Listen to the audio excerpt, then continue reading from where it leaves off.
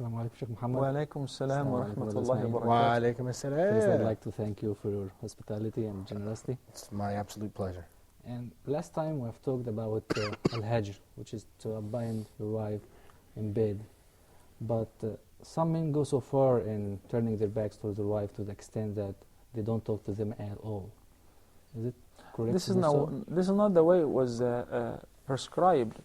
When Allah subhanahu wa ta'ala prescribed al-hajr and turning the back to the wife in bed as a mean and as a methodology of fixing a problem, it was for a reason. And don't you think that by abandoning your wife in bed that she's being punished and you're not? You too, you've been suffering too because you needed some, no. But it's an opportunity for reconciliation, reviewing the account of both of you, not only her. And unlike what Abdullah ibn Abbas, may Allah be pleased with him and his father, said that al-hajru la yakunu illa fil firash. That the concept of hajr should not pass the door of the room, should be only on bed. So that you still have to be with her on the same bed, but you turn your back. So you shouldn't bring it out to your children, out to the living room where you're eating breakfast when she comes out. Absolutely. So what you're suggesting that you're not talking to her, you're not giving her the salam and so on, this is ridiculous. As a matter of fact, Abu Ayyub al-Ansari, may Allah be pleased with him, narrated that the Prophet ﷺ said that it's not permissible for a believer to desert his brother for over 3 days. Over the period of 3 days. So the maximum time is 3 days. So what about a wife? Yes, listen to this. He said, 3 days. يُعْرِضُ هَذَا وَيُعْرِضُ هَذَا. Each one of them is turning his back from the other and he's trying to ignore him. They're going to the masjid at the same time, maybe entering, seeing each other, but they ignoring one another. So the Prophet ﷺ said, the best of all is the one who begins by saying, Assalamu alaikum, breaking the ice. If this is Abdul Rahman, that's your concern. If this is the case between you and every Muslim, any Muslim, what about between you and your wife? Especially if you have children. That can really affect them and leave a great negative impact on them, seeing that the parents are not talking to each other, having frown face. So they're laughing, smiling, and whenever they're on the phone, everything is normal. And once they see each other, frown face. So one should understand the proper meaning of what Allah subhanahu wa ta'ala ordered us to do. Also, we have to understand that al-hajr is not prescribed unless you try the first mean, the first methodology, and it doesn't work. If it's not effective. By exerting all the effort to give her the sincere, kind advice with gentleness, reminding her with what Allah said, with what the Prophet ﷺ said. And if it doesn't work, then we go to the second one. It is very important also to notice that if you are an outsider, but you notice that your friend has a problem with his wife, or your brother, or a family member, don't sit your back and say, this is none of my business, I don't care, let them take care of their business together and so on. Because this is one of the best deeds, is to intervene and try to reconciliate. And this is one of the ways, or one of the things which the Prophet ﷺ said, that even if you try to phrase your own words in a way that which should not really happen, saying that, your husband talked to me and he said that he loves you so much, and he doesn't know why all of that have happened, and he feels sorry and so on, even though he didn't say any of that. If you are in the position of talking to the wife, if you are the brother, if you are a family member, or the sister. This means lying is permitted in that case? In this case, it's for a good cause. And it's not really lying. One day, he must have had said that I love her. Aren't lying permissible in 3 cases? And this is one of the permissible. So complimenting your wife, assuring her that you love her, or trying to reconciliate and being an arbitrator in between, trying to fix a problem. This is such a very, very good deed that you can do. Are we commanded to try to We bring are. the ties back together? We are, definitely. As I said, that this is one of the best deeds, reconciliating between two Muslims who are having problems.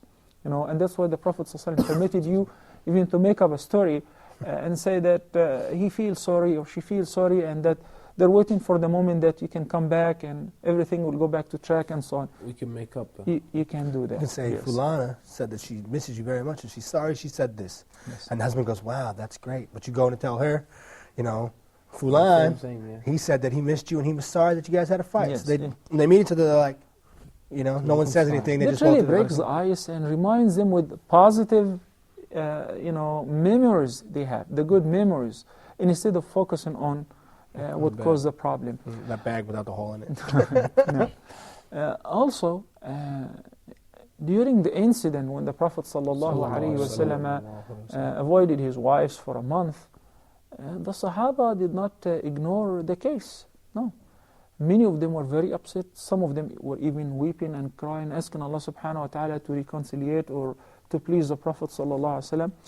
And some were not quite. Abu Bakr and Umar, they came to the Prophet ﷺ, and we discussed as how Umar ibn Khattab was trying to open a chat with the Prophet ﷺ by bringing up any story to make the Prophet ﷺ smile. To cheer him by up. taking him out of the mood and bringing something else to his mind and so on, change the subject. But once you have this concept, this intention of relieving and removing the cause of the problem, Allah subhanahu wa ta'ala will assist you with that. Among the etiquette of using al-hajj as a procedure prescribed to fix a problem which originally happened from the wife, is that the hajj should be only at home, in your bedroom. So you go on vacation. So if I said that the children should not be a part of it, what about taking your problem outside to the public? I misunderstood what you're saying. If you go on vacation, everything's cool. Taking the problem outside to the public. When a man came to the Prophet ﷺ and said, Ya Rasulullah, what is the right of a wife upon any of us? He said, أن تطعمها إذا طعمت, is to feed her whenever you eat, whenever you feed yourself. أن تكسوها إذا كسوت or إذا اكتسبت, and to clothe her whenever you make money or buy clothes for yourself. And if it happens and there is a problem, avoid striking her face or disgracing her. And if you happen to use the second procedure, which is al-hajr, then that should be only at home. وَلَا تَهْجُرْ إِلَّا فِي الْبَيْتِ, that should be only at home. Should not be brought to the public. And Sheikh, it shouldn't be brought also to the kids, right? That's Absolutely. the public. Yeah. The kids are your media public. A lot of families, they just fight in front of the kids. A lot of families use the kids as weapons against each other. Yeah. A smart wife also can seek reconciliation through somebody else who's a family-related person or a friend, and so on. You remember when Amr ibn al-As got his son married to a very respected woman, and he checked on them, and he asked her, how's my son with you? She said, نِعْمَ الْعَبْدُهُ, he's an excellent servant of Allah subhanahu wa ta'ala. All night long he's praying, all day he's fasting. That's it. So he understood that Abdullah, his son, is not paying enough attention to his wife. And after a few days, he had not even had a privacy with her. So right away, since he's the father, he consulted the Prophet ﷺ. He invited him to him and said, Ya Abdullah, I was told that you do this and this and that. He said, yes. He said, what about your family? And he stated what we talked repeatedly about, that your family have rights upon you, and this have rights upon you, and so on. So give everyone the rights. And he advised him to specify time for his wife, and specify time for his ibadah, so that to fast on every other day, and to finish the Qur'an, the maximum once every 3 days, Because Abdullah ibn Amr ibn al-As used to finish the Quran once every night. When he suggested to him that once a month is enough, he said, I can afford more than that. And when he suggested to him that fast every month 3 days, he said, I can afford more than that, and so on. Without the interference of a third party, things can get really, really bitter and worse. They can go from bad to worse, to even, the absolute to bottom. divorce. Yeah, fast. From bad to worse to divorce. I know some brothers that I know that they're at that stage where they went from bad, they didn't go to anybody to help. The families are supposed to come in and help you out, to worse quickly and close to divorce. So inshallah, they need to... I know it's, especially for people who live in the West and don't have big family members and so on, it's best to have connections with their Islamic centers, with the Imam. Because with a simple phone call and with the interference of the Imam, that really can solve the problem before it is really inflamed. No. Now, let's move to the third one. You want to move to the third one? You want to tackle that big one? Beating? Beating, Sheikh. What is this about? There is nothing in the Quran to hide. Because as believers, we have to understand that the one who revealed the Quran is Allah subhanahu wa ta'ala. And Allah subhanahu wa ta'ala is well acquainted with all our needs, with what we do, with what's best for us, because He is Al-Hakim, Al-Khabir, the most wise. So a believer should accept Allah's judgment, Allah's advice as the best. That's it. That is the only way to fix our life.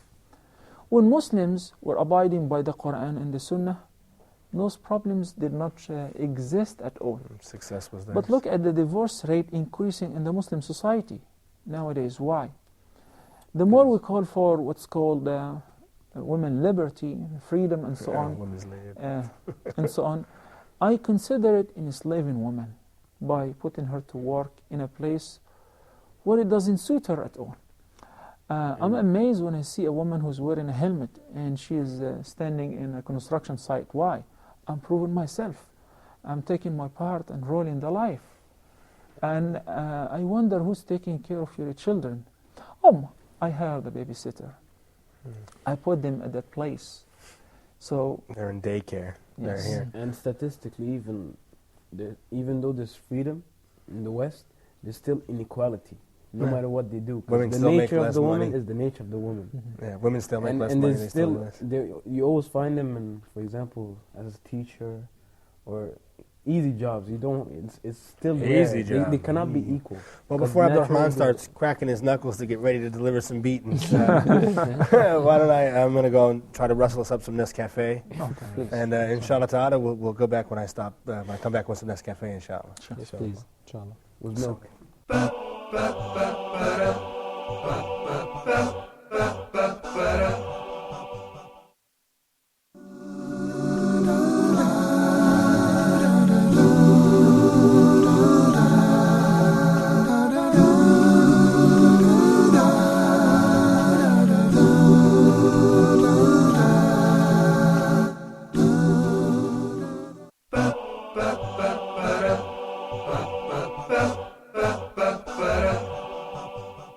Some good Nescafe. Thanks. It is. Yeah. And the subject is very, very sensitive. Many people avoid talking about that. That's a fact, but they like to avoid talking about it because they think it's something we should not be brought up. But I like to do so. You know why? To teach ourselves first. What did Allah subhanahu wa ta'ala mean with that? In the farewell speech of the Prophet sallallahu alaihi wasallam, and I like every single word was uttered by him in the farewell speech. Of course, every word he said. But the farewell speech carried a lot of meanings because this is like, the essence of Islam, the conclusion of everything. He put emphasis on taking care of women. And I wish every single woman and man recall that. He says, sallallahu alayhi wa sallam, وَاتَّقُوا اللَّهَ فِي النِّسَاءِ. Fear Allah concerning women. So if you think that you are at home, have the power to do whatever you want to do, remember, Allah is above you. Allah is ever watching.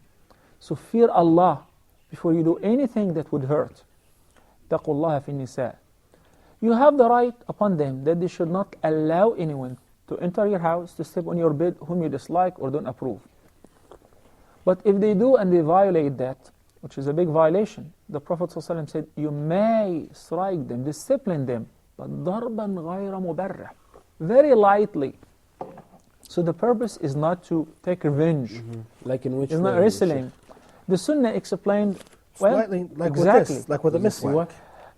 You know when you have your child and he's misbehaving and you grab hold of a pencil and you strike him with a pencil, you spank him with a pencil. The purpose is not to hurt. The purpose is to give a message. You have made a mistake, right? No. And you did not pay attention when I advised you once and twice and 10,000 times. Even when I stayed away from you on bed, you didn't notice. Al-Hajr on bed is one of the signs that the wife is really nashes, is really arrogant. If she does not respond to that, she does not get the message, then we go to the third one. And it is very, very limited and should be understood this way. The Prophet ﷺ in the beginning forbade men from subjecting their wives with any harm, whether striking or beating. So there came Umar ibn Khattab. And you know Umar ibn Khattab, before Islam, he was a very violent man. Umar ibn Khattab once had buried his own daughter alive before he had accepted Islam. Out of disgrace, she's a girl. And now Umar ibn Khattab, a man with soft heart, that he had two marks of frequently crying. Stains. His face was stained from tears. So, radiyallahu anhu arda. So whatever the Prophet ﷺ said, he complied immediately. He took everything strictly. So when the Prophet ﷺ forbade them from beating or hurting their wives, everybody stopped. But comparing to what was before Islam, when a woman was just being treated as a slave, now she's free to do whatever she wants to do in the boundaries of halal and haram. She's free to argue with her husband. She's free to inherit him. She's free to own her and possess her wealth and do whatever she wants to do with it. And her husband cannot hurt her feeling or beat her. So there came Umar ibn Khattab to him and said, Ya Rasulullah, تأسدنا النساء. They are acting as lions and tigers.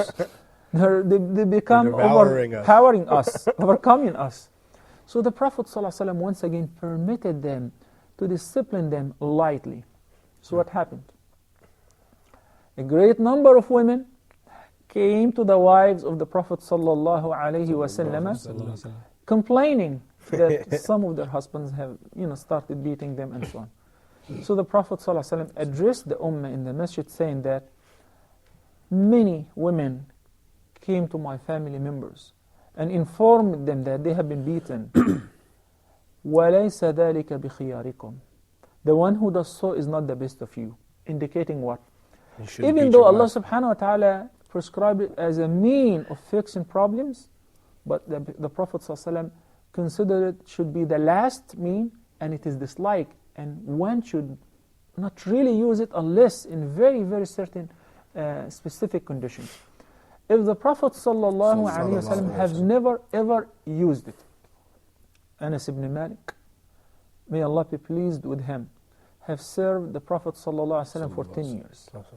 He said, the Prophet ﷺ, I have never seen him beating anyone, or even saying to me a bad word, or screaming in my face while he was just a servant.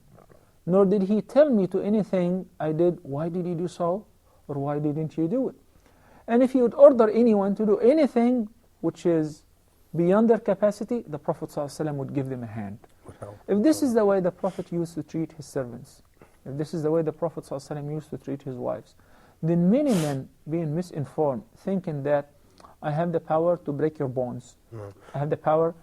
And by the way, if a lot of people think that men in some Muslim countries do so, they should really see what women do in some non-Muslim countries. Where I had a neighbor that, before they enter their house, they keep hugging and kissing each other before us and say the sweet words. And I'm very, very offended because that should be done in privacy. And a few minutes, once they enter and they lock the door, we heard a big noise and they were fighting, beating each other. And the man was bleeding.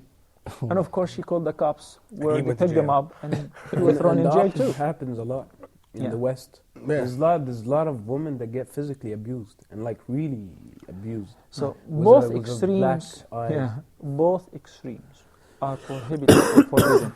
So basically what we're learning here is if you have to beat your wife, it's not that you tee off on her like she's a man, you just start swinging on her, but it's with a small stick, like a miswhack, and it's not really to hurt her, it's to And physically, avoid the face, avoid the sensitive spot. it's to hurt her ego, it's to hurt So it's her like pride. symbolic. It's Yeah, it's a It symbolic is symbolic, and remember, it is related to an-nushuz. And an-nushuz is from nashaza, which is a high part of the land. And it's the third step that you take after you've given her good And advice. can never be used unless you Unless you do exhaust the first and the second. second. and the second. And the Prophet ﷺ was very, very amazed and surprised. How could a person beat his wife as a servant or as a slave, then by the end of the day he wants to embrace her sexually? How could this happen? Hey baby, come here, I just blackened you up. No. So the Prophet ﷺ is putting things in context, explaining to us what to do, saying that the one who does beat is not the best of you. There are so many alternatives. So it should be considered as the last mean, and one should understand that even though it is prescribed as one of the means and the last mean, it should not be used the way you think. It should be used as a mean of disciplining and a mean of giving a message that you're at fault. Things have to be much better, and should not be used before exhausting all the other means of giving the advice and al-hajr fil madaji and so forth. This clears up a lot of, for me anyway, a lot of misconceptions that people in the West and non-Muslims have. That they believe that all Muslim men are oppressive to their wives. They all beat their wives. They all, and they say, well, in your book it says beat your wife, but they don't understand how it was revealed and what it really entails. So I think this clears up a lot of stuff for me, and I can go out and I can tell the people, no, that's not the truth. This is the way it is. This is the way, it was revealed. This is the way it should be. What do you brothers think? And moreover, I want to add a point, like Sheikh said, the point that the freedom of women, it's not, in fact, if you look deeply at it, it's not really freedom of women. They're using women. Women are becoming a sort of an object for advertisement, for it's like a object to make you buy a product. So that's not freedom. I don't call that freedom. So you're saying the only Remember freedom one women have is in thing, Islam? that the Quran is our first and most important bylaw and constitution in our life. That's the reason I became a Muslim. But the Quran has been explained in details through the Sunnah. The Sunnah of the Prophet. And when the Prophet ﷺ stated that, I have left for you two things. If you hold fast to them, you will never go astray. The Quran and my traditions. So in some cases like this, the Sunnah explains as how, the methodology of fixing the problems in details. Taking things out of context and putting it the way you like, cut and paste, is refused, is rejected, particularly when it comes to the Quran and the Sunnah. So, and having bad examples of certain people abusing the system and overdoing things, they should not be considered as the representatives of Islam. The norm. The Prophet ﷺ said, اضربوا ولن يضرب خياركم. There is another very important fact before we leave tonight that I would like to bring up. The ayah which prescribes so the three means of disciplining is ended up with a great end, which is فإن أطعنكم فلا تبغوا عليهن سبيلا. If they obey you, and things are back to normal, so Go back see the way they were. against them no way, no mean of annoyance. because there is no need. In addition to, إِنَّ اللَّهَ كَانَ عَلِيًّا كَبِيرًا. كبيرة. Allah subhanahu wa ta'ala used in this ayah two of His great names. Ali, The Most High. high. Kabir, The pride, great. the greatest. So if you think that you are by yourself and she has no mean of defense, Allah is above you. Yeah. If you think that you're muscular and she's not, Allah is What Kabir. goes around comes around. Kama tudinu كَمَا تَدِينُ تُدَانُ. And if there is any dhulm or oppression, the Prophet ﷺ has said that there are three people whom their supplication will never be rejected, whether Muslims or non-Muslims. The oppressed. One of them is the oppressed. Especially if the oppressed one is your wife. Because the Prophet ﷺ made it clear, there are two sacred rights that no one should go near. The right of the orphan and the right of the woman. So if you don't keep all of that in mind, of course you'll abuse the system. And you will not be a good representative of Islam. And on Yom Kippur, you'll be in deep, deep trouble. Yeah. Because you'll have Dholam on your record. And I can't imagine a life where a beating is involved and it will still continue. And they will have a relationship which is based on love and the time that you need to break out. Yeah. So I think we need to call it quits for today, and inshallah ta'ala, we can pick this up next time.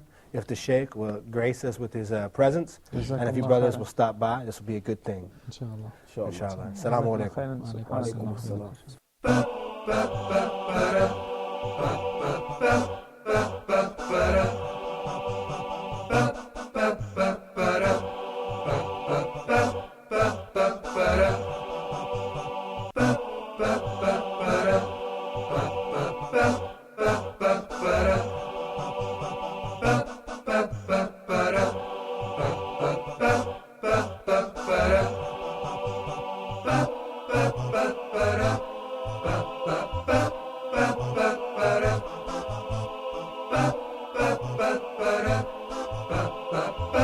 ba ba